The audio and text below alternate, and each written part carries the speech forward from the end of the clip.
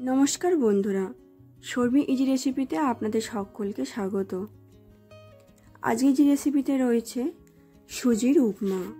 বাচ্চা থেকে বড় সবাই কিন্তু খেতে বেশ পছন্দ করে এই উপমা, আর খুব সহজভাবে দেখাবো এই রেসিপিটি। চলুন তাহলে শুরু করা যাক আজকের রেসিপি সুজির উপমা। তো কিছুই না, প্রথমে আমরা কিছু সবজি নিয়েছি। এটা যে কোনো সবজি দিয়েই করা যায়, মানে সাধারণত এটা বিনস দেওয়া হয়, কিন্তু এই সময়টা আমি বিনসটা পাইনি বলে বটবটিও দিয়েছি। তো আলু, ফুলকপি, এখানে নানা রকমের সবজি দিয়ে আপনারা করতে পারেন। তো সবজিগুলো ভালো করে ধুয়ে তারপরে আমি কেটেছি, একমাত্র আলু বাদে। তো এখানে পেঁয়াজও কেটে নিয়েছি, পেঁয়াজ দিলেও কিন্তু বেশি ভালো লাগে। আর আমি দিয়ে দেবো এখানে ডিম। তো নিরামিষ ছাড়া আমিষ কিন্তু ডিম দিলে বেশ ভালোই লাগে। তো আমি এখানে নিয়েছি সত্যেন্দ্রের এই সুজি। তো দেখুন সুজির গায়েও কিন্তু ছবি দেওয়া রয়েছে সুজির উপমা। তো সুজি কিন্তু করতে গেলে আমাদের এটা একটা কাপ বা বাটিতে মেপে নিতে হবে, নাহলে কিন্তু বেশি পরিমাণ হয়ে যেতে পারে, আন্দাজ বুঝতেও পারবে না। কারণ সুজি অল্পতেই খুব বেশি পরিমাণ হয়ে যায়। তো আমি এখানে 1.5 কাপ মতো সুজি নিয়েছি। নিয়ে লো ফ্লেমে রেখে এটাকে আমি ভেজে নিচ্ছি। খুব লাল করে ভাজবো না, কিন্তু পুড়িয়ে যাতে না যায় সেটাও কিন্তু দেখতে হবে।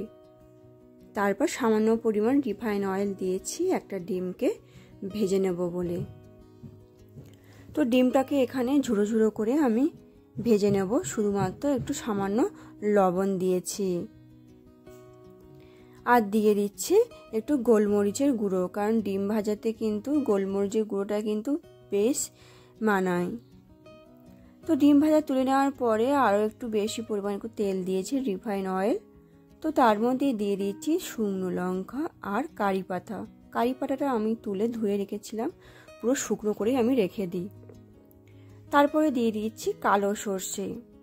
যে কোনো উপমা রেসিপিতে কিন্তু এই একই ফোড়নই দিতে হয়।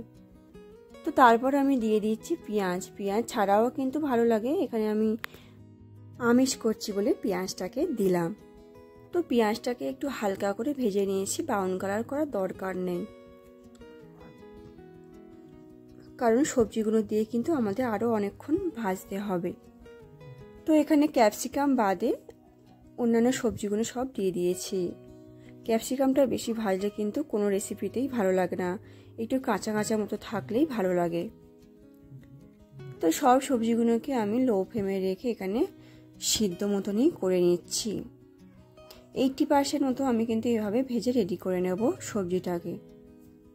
তারপর এখানে স্বাদ অনুসারে লবণ দিচ্ছি, আর খুব সামান্য পরিমাণ একটু হলুদ দিচ্ছি, যাতে কালারটা একটু ভালো লাগে। তো উপমাতে হলুদ না দিয়েও আপনারা করতে পারেন। তো তারপরে দিয়ে দিলাম ক্যাপসিকাম আর টমেটো, দিয়ে হালকা নাড়িয়ে চাড়িয়ে একটু সামান্য পরিমাণ চিনি দিয়েছি। চিনিটা কিন্তু মিষ্টি হওয়ার জন্য না, সব কিছুকে ব্যালেন্সটা ঠিকঠাক রাখবে, আর টেস্টটাও কিন্তু দারুণ আসবে।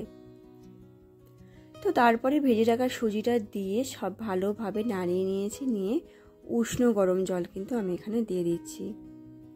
সুজির উপমাতে ঠান্ডা জল দিয়ে করলে কিন্তু একদমই ডলা পাকিয়ে যাবে, ঝুড়ো ঝুড়ো হবে না।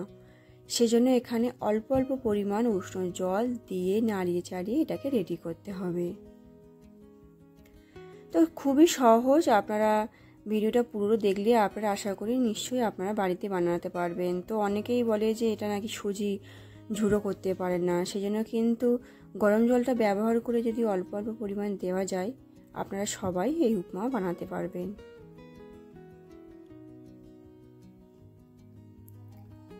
তো পুরোপুরি আমার সুজির উপমাটা তৈরি হয়ে যাওয়ার পর ভেজে রাখা ঝুড়ো ডিম দিয়ে আমি এটাকে কিন্তু নামিয়ে নেব সার্ভ করার জন্য। তো গরম গরম এই সুজির উপমা সকালে ব্রেকফাস্ট বা সন্ধ্যেতে কিন্তু টিফিনে কিন্তু বেশ ভালো লাগে খেতে। তো ভিডিওটি যদি পুরো দেখে আপনাদের ভালো লাগে তাহলে অবশ্যই করে লাইক, শেয়ার, কমেন্ট আর সাবস্ক্রাইব করবেন। Thanks for watching.